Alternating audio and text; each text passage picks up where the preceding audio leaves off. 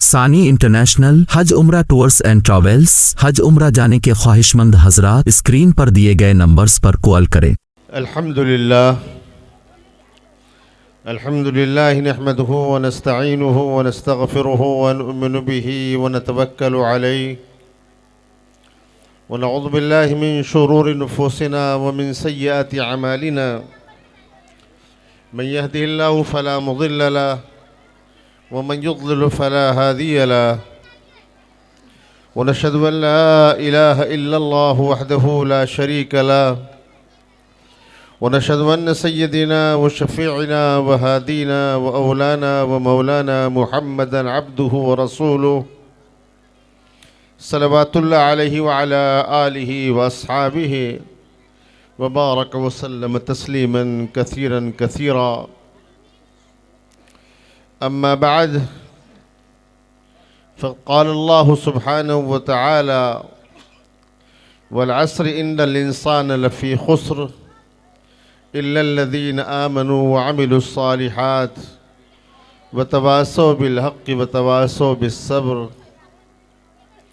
व क़ाल तआला रिजालुन सदक़ू मा अहदुल्लाह अलैहि फ़मिनहुम मन क़ज़ा नहबहु व मिनहुम मन यंतज़िर व मा बद्दलू तब्दीला।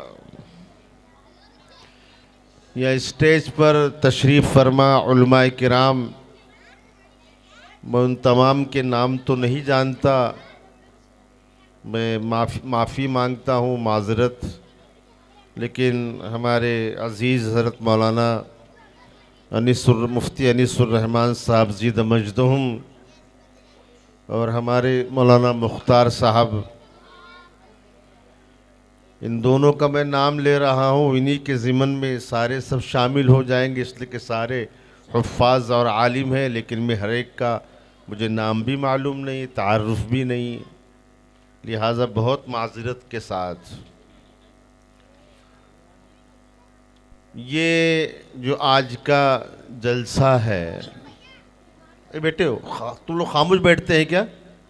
हाँ, तुम आवाज़ मत करो बिल्कुल, हमने तुम्हारी तकरीर सुने ना। अदीबा खामोश बैठो। कौन सी अदीबा है? हाँ हाँ, बिल्कुल खामोश बैठो, एक भी आवाज़ मत करो। हाँ, जिसको जो आवाज़ करेंगे हम उसको मुर्गा बनाएंगे या मुर्गी बनाएंगे। हाँ हाँ, फिर आवाज़ कर रहे हैं। तो अजीज़ भाइयों, दोस्तों और मेरी पर्दानशी माँ और बहनों, बहुत तफसील के साथ मुफ्ती अनीसुर रहमान साहब ज़ीद मजदुम इंशाअल्लाह आपके सामने बात करेंगे। मुझे ये अर्ज़ करना है कि इस दुनिया में एक आने का निज़ाम है। परदादा आता है, फिर दादा आता है, फिर बाप आता है, फिर उसका बेटा, फिर उसका पोता, उसका पड़पोता। ये दुनिया में आने का निज़ाम है। लेकिन दुनिया से जाने का कोई निज़ाम ऐसा नहीं कि पहले परदादा दुनिया से जाएगा, फिर दादा, फिर बाप, फिर बेटा, फिर पोता। जाने का कोई निज़ाम ऐसा नहीं है। बाज़ औक़ात क्यों होता है कि 60 साल के पोते के दादा के कंधे पर 20 साल के बेटे की लाश होती है। बाज़ औक़ात क्यों होता है कि 50 साल के बाप के कंधे पर 17 साल के बेटे की लाश होती है। आने का तो निज़ाम है, जाने का कोई निज़ाम नहीं है। इज़ा जा अजलहुम ला यस्तअखिरुन सअतन वला यस्तक़दिमून। अल्लाह फरमाते हैं जब मौत आती है तो हम मौत को ज़रा सा आगे नहीं करते, पीछे नहीं करते हैं। अख़ज़नाहुम बग़ततन वहुम ला यशऊरून। अल्लाह फरमाते अचानक पकड़ते हम, ऐसे पकड़ते कि मालूम भी नहीं होता कैसे पकड़ा, कहां से पकड़ा है।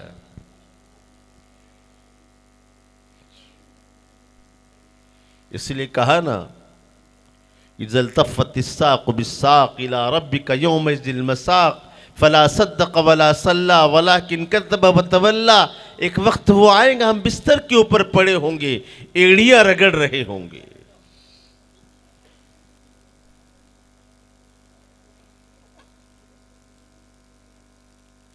छोटे मासूम बच्चे हमारे इर्द गिर्द आएंगे कि अब्बू हमसे बात करो,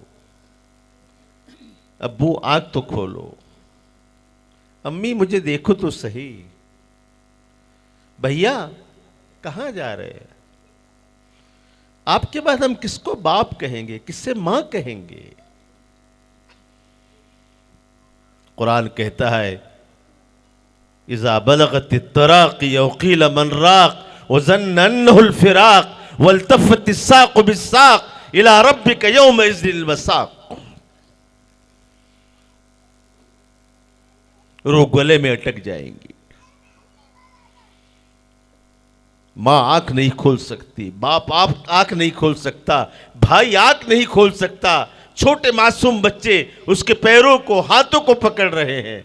कोई सीने पे सर रख के रो रहा है, बाबा, अब्बू, अब्बा कहां जा रहे हैं। आपके बाद किसको बाप कहेंगे, किसको मां कहेंगे। अल्लाह फरमाते, क़ील मन राक़, आ जाओ कोई है माई का लाल, इसको बचा ले। एक से एक डॉक्टर लाओ, हकीम लाओ, एक से एक बचाने वाला लाओ। कोई है माई का लाल जो इस जमीन पर इसको बचा सके। क़ील मन राक़ व ज़न्न अन्नहुल फ़िराक़। तो सोचेगा कि जाना है, सबको छोड़ना है। फला सद्दक़ वला सल्ला, कोई अच्छा काम नहीं किया, कोई नेक काम नहीं किया। लिहाजा मेरे भाइयों, मौत यकीनी है। मैं हो, आप हो, हमारी बहनें हो, हर एक को मौत का मजा चखना है। क्या आपके इस भारत नगर में आज से 30-40 साल पहले जो लोग चलते फिरते थे आज नजर आ रहे हैं? 60 साल 70 साल पहले जो लोग थे वो आज नजर आ रहे हैं? जाओ कब्रिस्तान जाओ, उनसे पूछो कि क्या हुआ तुम्हारे साथ, क्या तुम पर गुजरी है, क्या तुम्हारे काम आया है। जिस वक्त मौत आती है ना, तो मरने के बाद सब में पहले उसका नाम छीन लिया जाता है। नाम कोई ये नहीं बोलता तैयब भाई को उठाओ, इब्राहिम भाई को उठाओ, इस्माइल भाई को उठाओ, डेड बॉडी उठाओ, जनाजा लाओ, मस्जिद लाओ, जनाजे को उतारो, जनाजे को कफनाओ। नाम छीन लिया जाता है। माल दौलत की बात कहां है। इसलिए बड़े बड़े लोग, एक बहुत बड़े मुहद्दिस है अब्दुल्लाह इब्न मुबारक रहमतुल्लाह अलैह, बड़े मुहद्दिस गुजरे हैं, हदीस पढ़ाते थे। एक फन आता है, हमारे उलमाए किराम खासतौर पर मुअन्निसुर रहमान साहब जानते हैं, अस्माउर रिजाल, कि हदीस ये हुजूर से नकल होते हुए आई है, बीच में 20-25 लोग हैं, हर एक पर कुछ न कुछ चिरा होती है। फुला रावी ऐसा था, फुला ऐसा था। अब्दुल्लाह इब्न मुबारक रहमतुल्लाह अलैह के बारे में आज तक किसी ने एक लफ्ज नहीं कहा। इतने नेक पाकबाज अल्लाह वाले थे। इनके सबक में कितने लोग होते थे मालूम है? उस जमाने में माइक नहीं था। अब बूढ़े हैं, आवाज कहां तक पहुंचेंगी। अब यहां बैठ के वो सबक पढ़ा, हदीस पढ़ा रहे, तो 700 तलबा खड़े रहते थे उनकी आवाज पहुंचाने के वास्ते। कितने लड़के? 700 माइक समझना, 700 लड़के खड़े हुए हैं। जब आवाज पहुंचाने वाले इतने होंगे, सुनने वाले कितने होंगे, पढ़ने वाले कितने होंगे। आखिरी वक्त है, रूह निकल रही है। उनके शागिर्दों ने जो हदीस पढ़ते थे, उन्होंने अब ये सोचा हमारे उस्ताद दुनिया से जा रहे हैं। उस्ताद के सर को अपनी गोद में रखा कि हमारे उस्ताद की रूह हमारी गोद से निकले,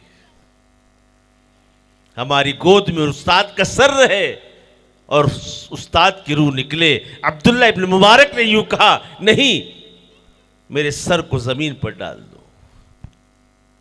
कि हजरत आप दुनिया से जा रहे हैं,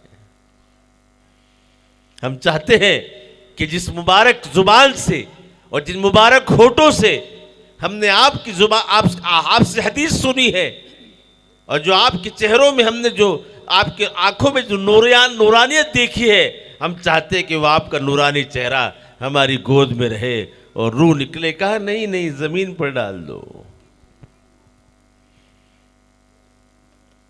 नहीं माना, शागिर्दों ने जमीन पर डाल दिया।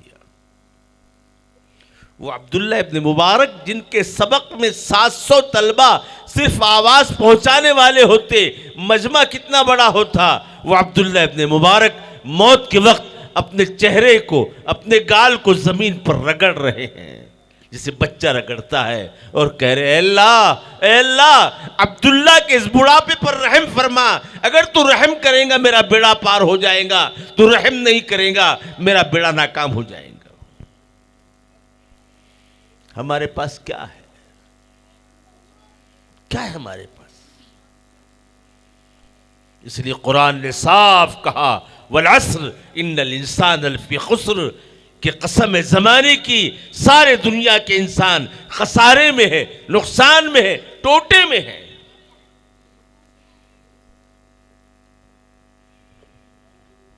कोई कितना बड़े से बड़ा बन जाए, आज वो कामयाब नजर आ रहा है, लेकिन आखिरत में वो नाकाम है खुदा की बारगाह में।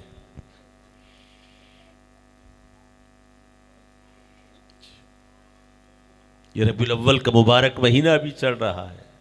इसी ज़िमन में ये सीरत का और फिर लड़कियों के मदरसे का इफ्तिताह, ये दोनों की चीज़ों को मिलाया गया है। हम सोचे कि हमारे पास उस नबी का कितना लिहाज पास है, उस नबी की कितनी जिंदगी हम फॉलो करते हैं, उस नबी के रंग में कितना रंगते हम। न हमारे घर नबी के जैसे, न शादी, न बिया, न गम, न खुशी, न कपड़े, न चेहरा, न मोहरा। मैं तो बारहा यूं कहता हूं कि जुमे के दिन इधर से एक हाथ, उधर से दो हाथ, इधर से हाथ, पूरी दाढ़ी को साफ करके वो जुमे की नमाज में खुदा की बारगाह में आता है और खुदा को चैलेंज करता है कि मौला बार बार आऊंगा, अपने चेहरे पर दाढ़ी मुंडा कर आऊंगा। हम किससे चैलेंज कर रहे हैं? किसको मुकाबला कर रहे हैं? वो सूद, जिस सूद के बारे में कुरान ने यूं कहा, फ़अज़लू बिहर्बिन मिनल्लाहि व रसूली, जो सूदी कारोबार करता है, सूद से पैसा लेता और देता है, अल्लाह उसका रसूल अल्लाह फरमाते हैं आ जाओ मुझसे जंग करने के वास्ते।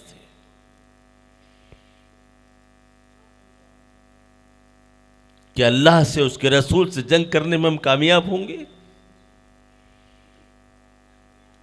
जो हमारी बहन घर से बेपर्दा होकर निकलती है, अपने मुंह को नहीं छुपाती, अपने चेहरे को नहीं छुपाती। आजकल तो औरतों ने क्या समझ लिया, साहब स्कार्फ मान लो बस पर्दा हो गया। गलत, बिल्कुल गलत। औरत की आवाज भी पर्दे में दाखिल है।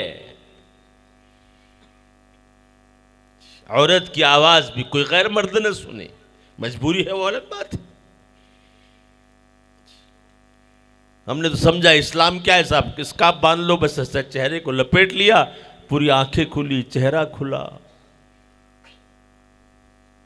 कुरान ने साफ कहा, वक़र्न फ़ी बुयूतिकुन्न वला तबर्रुजन तबर्रुजल जाहिलियतिल ऊला, अपने घरों में गड़ी रहो, पड़ी रहो। कर कहते हैं जैसे कीले को दीवार में ठोकना, जैसे दीवार में कीला ठोका जाता है, निकलता नहीं, अल्लाह फरमाते हैं औरतों से कि घर में इस तरह पड़ी रहो जिससे कील दीवार में गड़ा हुआ रहता है। एक जगह कहा वला तखज़ान बिल कौल, अपने बातों में नरमी मत दिखाओ, सख्ती से बात करो।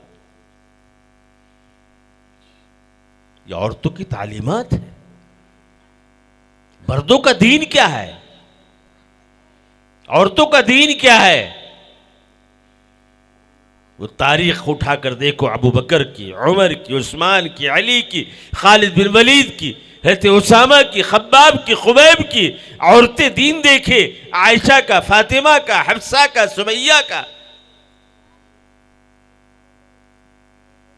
लेकिन मेरे भाइयों, न जवानों में वो जज्बा है जो जज्बा हमारे सहाबा के जवानों में था, न मालदारों में वो जज्बा है जो जज्बा सहाबा के जमाने के मालदारों में था, न हमारी बहनों में वो जज्बा है जो जज्बा उस जमाने की सहाबा की औरतों में था।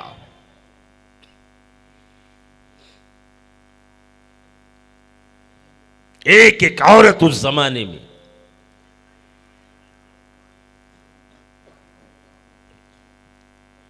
ऐसी दीन के एतबार से इतनी मजबूत होती थी और दीन के एतबार से इतनी ताकतवर थी। एक औरत, एक सहाबी रज़ी अल्लाह ताला वक्त के गवर्नर हैं, मस्जिद में लेटे हुए हैं। उस वक्त हुआ यूं कि किसी ने यह इत्तिला पहुंचाई कि कुछ लोग गलत किस्म के, जिनका काम ही है इस्लाम मुसलमानों के खिलाफ जहर फैलाना, ऐसे कुछ लोग आए हुए हैं। उस वक्त के गवर्नर ने खालिद को बुलाया, खालिद जाओ जरा देख लो उनको। खालिद 12-13 सहाबी को ले गए और जब पहुंचे वहां मैदान में तो वो 3000 और ये 12-13।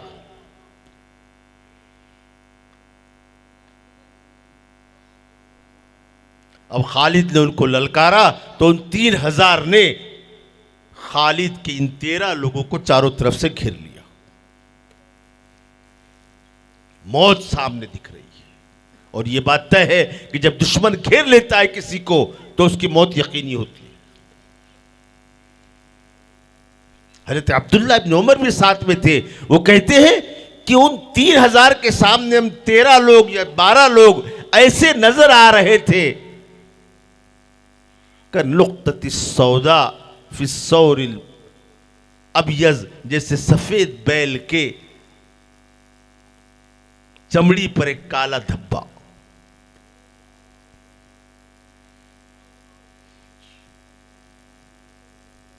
अबू उबैदा जनरल, वो गवर्नर थे, वो लेटे हुए हैं और खालिद को वह मौत ने घेर रखा है। अबू उबैदा लेटे हुए मस्जिद में। हुजूर अकरम सल्लल्लाहु अलैहि वसल्लम ख्वाब में आए और ख्वाब में आकर यूं कहा, या अबा उबैदा अतनामुन खालिद वसाबी, या अबा उबैदा अतनामुन खालिद वसाबी। अबू उबैदा तुम सो रहे हो और वह खालिद को मौत ने घेर रखा है। अबू उबैदा फौरन नींद से उठे। खालिद फौरन ऐलान किया, निकलो निकलो निकलो। जमात वाले कहते ना निकलो निकलो, बस अबू उबैदा ने ऐलान किया निकलो, जिस हाल में हो निकल जाओ। घोड़े को सीन मत लगाओ, लगाम मत लगाओ, नंगी पीठ पर सवार हो जाओ, निकल जाओ। और अबू उबैदा 3000 काफिला लेकर जा रहे हैं खालिद की मदद के वास्ते। घोड़े हिनहिना रहे हैं, बढ़ रहे हैं कि खालिद को मौत ने घेर रखा है। वो 12-13 लोगों को 3000 ने घेर रखा है। अब उबैदा जा रहे हैं, अचानक अब उबैदा ने देखा कि एक शख्स तेज रफ्तार ऊंट पर, पूरा उसका बदन ढका हुआ, बदन नजर नहीं आ रहा, और अबू उबैदा के काफिले को चीरता हुआ आगे निकला। अबू उबैदा ने कहा रुक जा, ठहर जा। नहीं रुका। दोबारा कहा, तीसरी मर्तबा कहा तुझे मोहम्मद सल्लल्लाहु अलैहि वसल्लम का वास्ता दे रहा हूं, ठहर जा। वो ठहर गया कि करीब आ। वो करीब आया कि कौन है, कहा जा रहा है, कोई जासूस है जो हमारी खबर देने के लिए जा रहा है कि हम इतना बड़ा काफिला लेकर आ रहे हैं। चेहरा हटा, कपड़ा हटा, बता कौन है।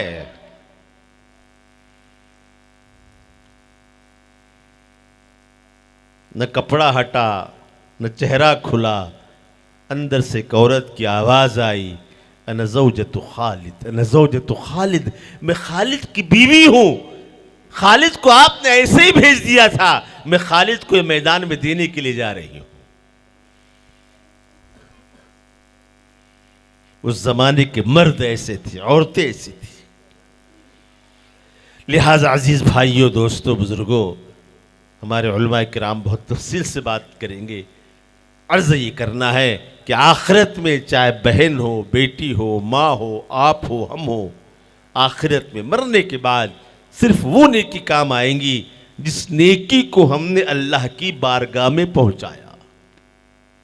एक नेकी करना आसान है, लेकिन वो नेकी को महफूज रखना ये बहुत मुश्किल है।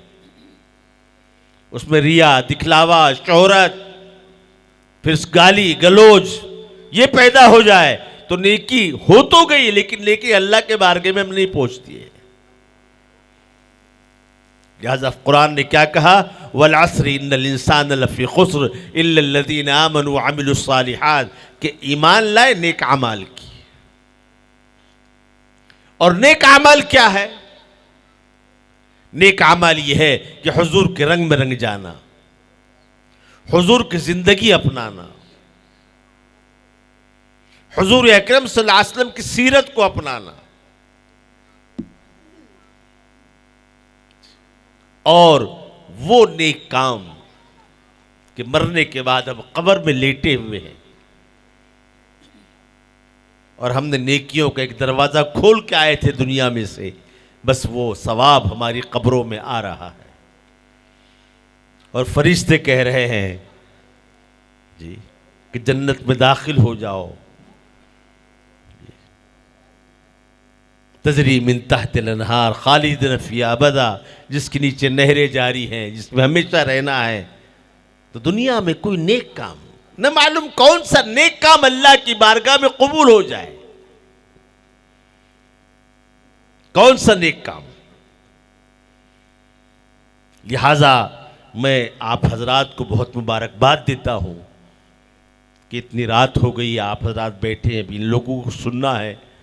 और माशाअल्लाह यहाँ पर मदरसा हादिया ना, मदरसा हादिया लिल बनात, लड़कियों का मदरसा बहुत आला पैमाने पर शुरू तो है ना, वैसे कल से शुरू होने जा रहा है। इसमें लड़कियां क्या बनेंगी? इसमें आलिमा बनेंगी, हाफिजा बनेंगी जी। जो बच्ची 6 साल से ऊपर की है वो बच्ची का इसमें एडमिशन होगा, इसमें दाखिला होगा। आजकल क्या हो गया, बहुत अच्छी बात है, आप बेटी को स्कूल पढ़ाओ, कॉलेज पढ़ाओ, अच्छे से अच्छे कॉलेज में आप दाखिल करो, कोई मसला नहीं है। लेकिन मेरे भाइयों, मसला यह है कि हमारी बेटियों की, हमारे बेटों की ईमान की हिफाजत बहुत जरूरी है। डिग्रियां बहुत हो गई, लेकिन ईमान बेचकर, ईमान का सौदा करके डिग्रियां ली गई अगर, तो ऐसी डिग्रियां कोई काम की नहीं है।